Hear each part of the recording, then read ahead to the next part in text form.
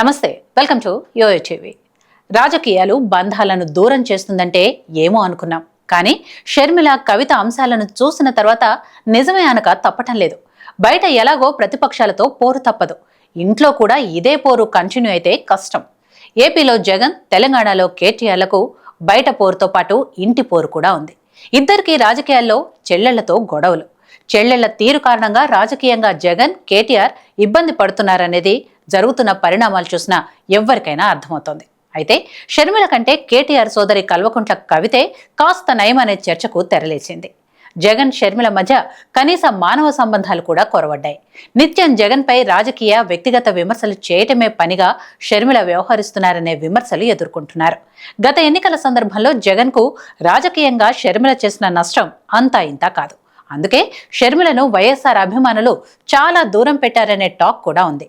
ఆంధ్రప్రదేశ్లో గతంలోనే కాదు, ఇప్పుడేం జరిగినా జగనే కారణమని విమర్శించడానికి షర్మిల వెనుకాడరనే వైసీపీ నాయకులు అంటుంటారు. ఇదే సందర్భంలో తెలంగాణలో కేటీఆర్, కవిత మధ్య విభేదాలు బయటపడ్డాయి. అయితే కవిత ఇప్పటికీ తాను బీఆర్ఎస్ నాయకురాలుగానే కొనసాగుతున్నారు. కానీ కవితను బీఆర్ఎస్ నాయకురాలుగా కేసీఆర్, కేటీఆర్తో సహా ఆ పార్టీ ముఖ్య నాయకులు, కార్యకర్తలు పరిగణించటం లేదు. రాజకీయంగా కవిత బీఆర్ఎస్లో ఒంటరయ్యారు. తన అన్నపై కవిత పలు దఫాలు పరోక్ష విమర్శల్ని గుప్పించారు.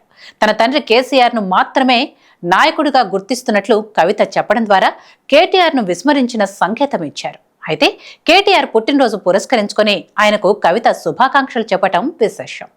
అన్నయ్య, many happy returns of the day అంటూ కవిత ఎక్స్ లో పోస్ట్ పెట్టారు.